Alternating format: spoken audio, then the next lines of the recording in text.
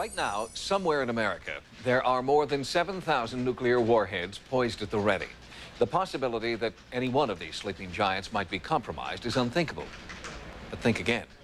There is evidence that someone, or more accurately something, has tampered with our nuclear capability. And that something may not be of this world. In the event of a nuclear attack, this is what's supposed to happen. But on March 16, 1967, America's first line of defense was tampered with. It started at a missile launch site, codenamed November, near Malmstrom Air Force Base, Montana. For several hours, missiles loaded with nuclear warheads switched off, and no one could figure out why. Robert Salas was deputy crew commander that day, one of a two-man team inside one of the missile control bunkers, 60 feet underground. I got a call from one of my security guards upstairs.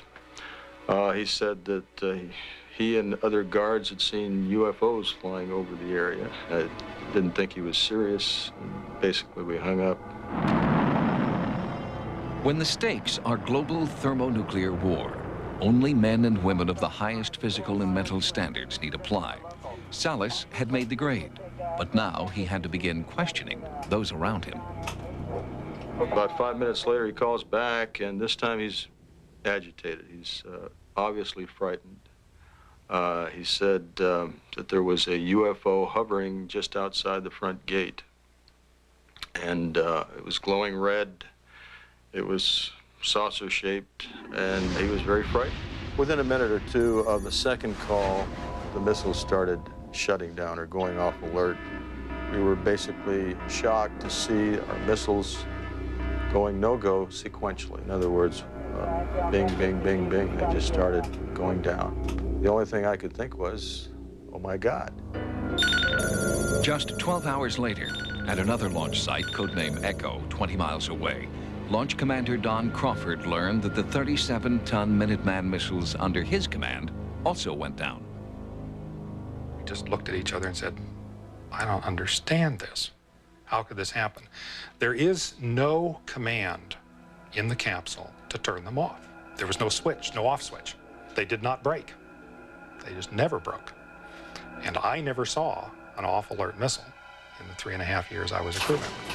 3 weeks earlier, Crawford had also taken a panicked phone call from a security guard who claimed to have seen a UFO over the silo. He was a very terrified young man, and he could not identify what he was seeing. In other words, this was not an airplane. It was way too low and too close, and it also didn't go away. I guess I finally convinced him that if the whatever it was came inside the fence, he had my authority to shoot, which made him feel really good. But he said, sir, I don't really think that'll do much good. Then, more than 3 hours after the missiles went offline, with no repair work having been done, the missiles simply came back on, as though nothing had ever happened. It just started back up normally like they had installed it from the factory.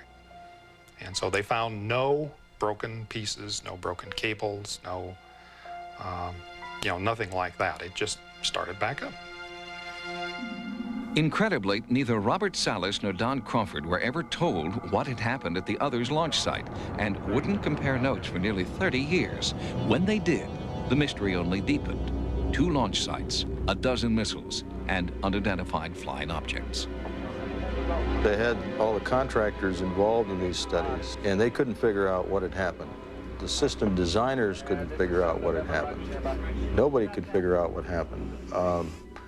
It lends credibility to the fact that something very, very unusual happened.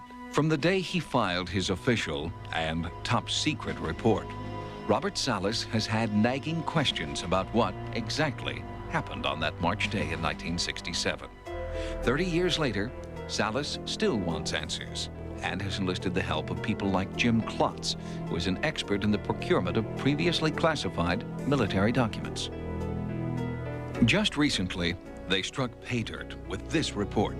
It is the Air Force's official and now declassified investigation of the Echo and November incidents. The strategic missile wing history that we obtained specifically lists what was eliminated, and it concludes that they were mystified.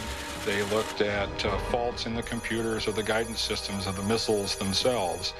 They looked into electromagnetic pulse, which is really what they believe was the cause. As far as I know, or the documents show, the capability of introducing such a pulse in the shielded cable system didn't exist at that time. There's one section in the report that says they interviewed security guards and they denied the UFO incidents. I know, for example, that I briefed my commander on the UFO incidents. The Echo flight crew not only briefed their commander, but had to brief SAC headquarters on the entire incident, and they had logs. And so I know for a fact that those statements in that historical document are false. Some researchers believe that the shutdown may have been a training exercise to test the mettle of the launch crews. Retired Lieutenant Colonel Jerry Rowles says no way. It's just beyond any comprehension that they would do that because of the detriment to the deterrence factor. You don't degrade your ability to fight a war or a war game exercise. And, says Rowles, who is an expert in military procedure, the integrity of the security force on duty that day would have been impeccable. The young Air Force security police at all times in association with the security of these silos were given lethal control where they could go ahead and use lethal force if need be. So they had to be very stable themselves. Robert Salas has also tracked down Ray Fowler. In 1967, he was working for Sylvania, one of the companies that built the Minuteman system. All I know is that our people and the Boeing people went out to the site and tried to simulate what had happened. But they were never able to trace the reason for the flight going down. When Robert Salas wrote an article about the Echo incident, former launch commander Don Crawford read it and realized he was not alone. And then sightings brought them together for the first time in 3 decades. It's been doing for 30 years. It's been a long time. I remember you now. Finally, Crawford and Salas could talk freely on a subject they had once sworn to keep secret. Then Salas shared his research. You know, that's interesting that you get something from the Air Force that specifically says it happened. It happened. Absolutely. Both men agree that the 2 silo incidents must continue to be investigated. I'm a scientist. I think when you know something, you tell it. You write it down. For a number of years, we couldn't have done that. It was classified. Now that it's not classified, there's no reason not to put it public. Certainly, if the UFO, whatever it is, has the capability of shutting down our missiles as they did, it's in the public interest to make this an open debate as to what it all means. Bob Salas's testimony is an important first step. But more people who were in the military, people who were there, need to come forward before the whole truth can be known about what really happened March 16th, 1967.